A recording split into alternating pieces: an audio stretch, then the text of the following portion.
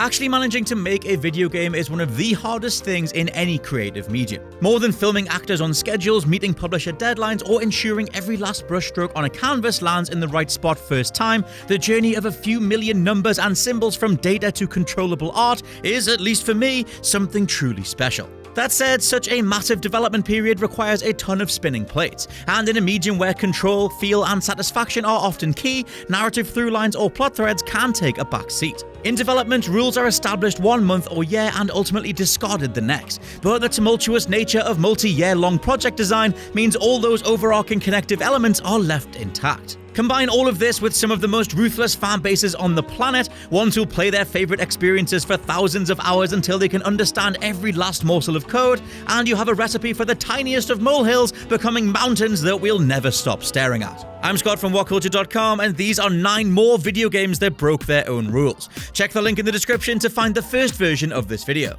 Number 9. Bane knows Batman's identity. Batman Arkham Origins. The rule. In terms of plot elements for any given story, Batman's identity is one of the most important things in comic book history. Center of iconic Batman arcs like The Dark Knight Returns and Hush, if any writer is going anywhere near the idea of unmasking the Bat, it has to be for a damn good reason. In Rocksteady's case, they mostly kept things locked down, save for Hugo Strange knowing who Bruce was in Arkham City, but being killed before doing anything with it. Overall, the Arkham series' treatment of Bruce's identity was respectful and makes sense across all the games. But wait a minute. In Arkham Origins, a surprisingly brilliant prequel that never got its due thanks to being developed by Warner Bros. Montreal rather than Rocksteady, Bane straight up finds out Bruce's identity. It's done more because of plot convenience than anything else, the assumptions ranging from him tracing a tracker placed on him by Batman to realizing both Bruce and Bat say you just ran out of time in front of him, but all of that is besides the point. Bane doesn't do anything with this information other than abducting Alfred, and though him telling literally anyone would have destroyed Batman's identity and power in the long run, it just doesn't happen. Everything is made worse by Origins being a prequel, as later in the timeline, Bane never lets on to the likes of Joker or anyone else that he's working for that he knows who Batman really is. The whole plotline is largely chalked up to, well, he kind of forgot when he took more of the Venom serum, and it's never addressed again. Number 8. The rules of time travel. Mortal Kombat 11. The rule. Mortal Kombat 11 is the first game in the series to really delve into time travel, alongside multiple timelines converging within the same isolated story to create one hell of a brain-frying set of plot points. Newcomer Kronika is the out-of-nowhere master of time itself, and as she somewhat inadvertently combines the old with the new to bring multiple versions of Johnny Cage, Liu Kang, Kung Lao, etc. together, the script outlines a set of rules as to how they can coexist. Essentially, it boils down to direct causality. We see a young Johnny Cage get wounded only for a scar to simultaneously appear on his older self's face. We also see Sonya shoot a young Kano through the head, instantly killing the older version to get out of a hostage situation. So far, so understandable. But wait a minute, with these rules in place, the scene towards the close of the game where older Revenant Liu Kang absorbs and kills his younger self no longer works. At the very point where older Kang begins to literally drain the soul and life from his younger self, he too would degrade and die. Instead, Revenant Liu powers up to become something altogether more powerful, only to then merge with Raiden and a resurrected younger self to become Fire God Liu Kang. Spin it any way you like. Liu Kang is definitely dead and definitely brought back by Raiden, but Revenant Kang doesn't go anywhere during this time. Even if we say that Shinnok's magic making the characters into Revenants means that they were always dead, why do the other heroes try to save them in the first place? Number 7. Mega Man can't kill Dr. Wily until he can. The Mega Man series.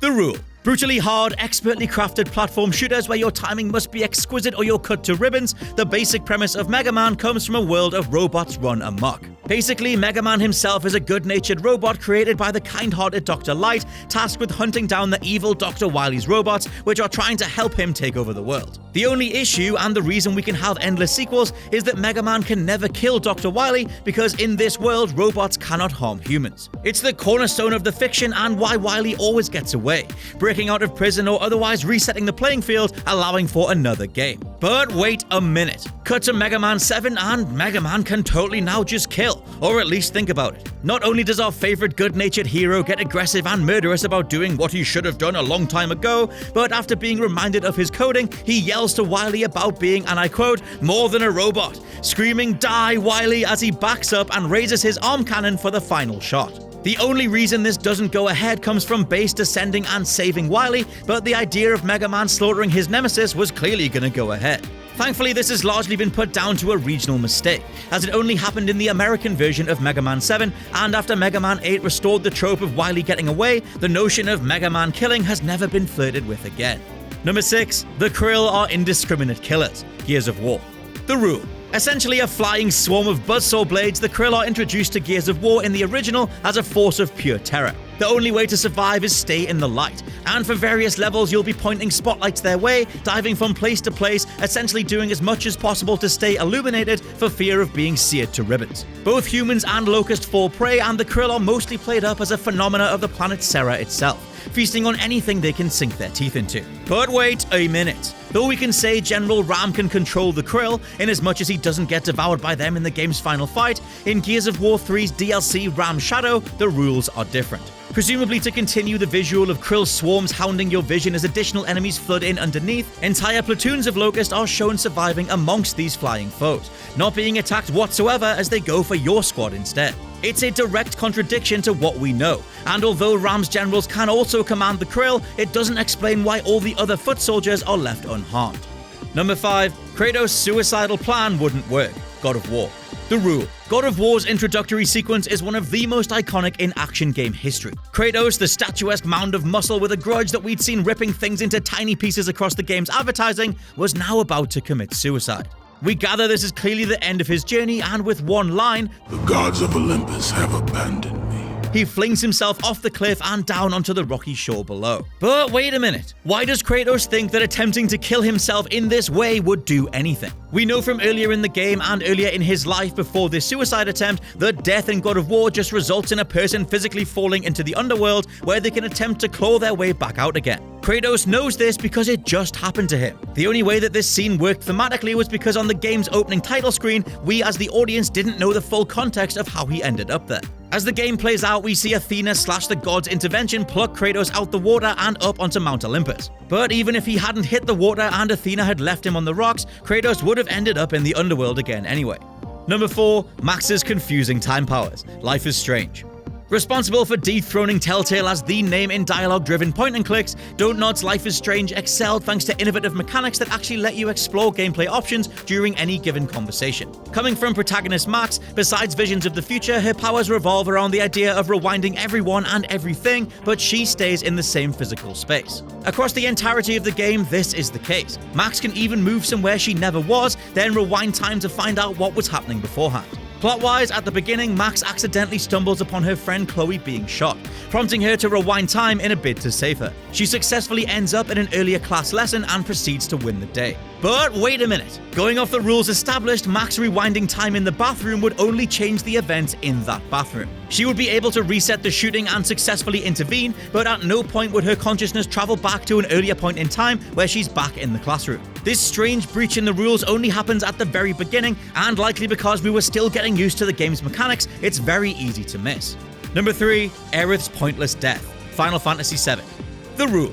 One of the most beloved characters in gaming history, Aerith goes on an epic journey from the slums of Midgar to, well, the skies themselves as she gets stabbed by Sephiroth at the game's midpoint, transferring over to a being of pure spiritual energy that eventually helps defend the world in the game's closing few cutscenes. Needless to say, this is initially one of gaming's biggest and saddest moments, provoking a ton of speculation around the idea that Aerith wasn't actually supposed to perish and that she could have been brought back. Things like the original game's instruction manual showing Aerith next to the Highwind, an empty pedestal on the path to the final fight, or even the assumption that a Phoenix Down could have brought her back are all touted as reason to believe that Aerith didn't have to die. Still, all of these are explainable as deleted scenes / never planned in the first place, or that a Phoenix Down only revives someone who's unconscious. But wait a minute. What about revive materia? As mentioned, the majority of items that might do the job actually read as reviving a KO'd character, but revive materia? That literally states that it restores life to a target, and you can target an ally. Revive materia can even be upgraded to give them a chunk of health too, so Aerith could have been back to casting Healing Wind in no time. Number 2. The Ballad of Immortal Luis? GTA 4.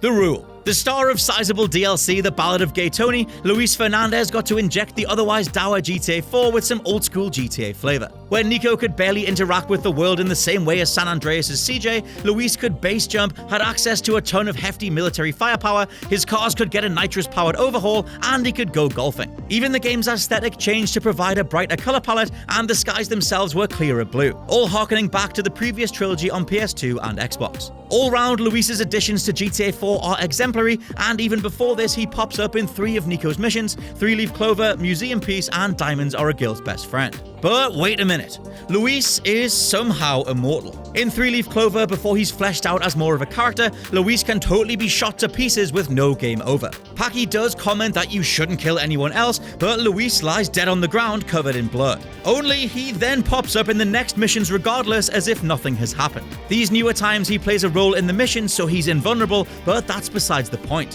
Why did Rockstar include Luis as an NPC in the bank heist if he could be shot, only to resurrect him like it was nothing? And number 1, Spider-Man doesn't kill people, Spider-Man PS4.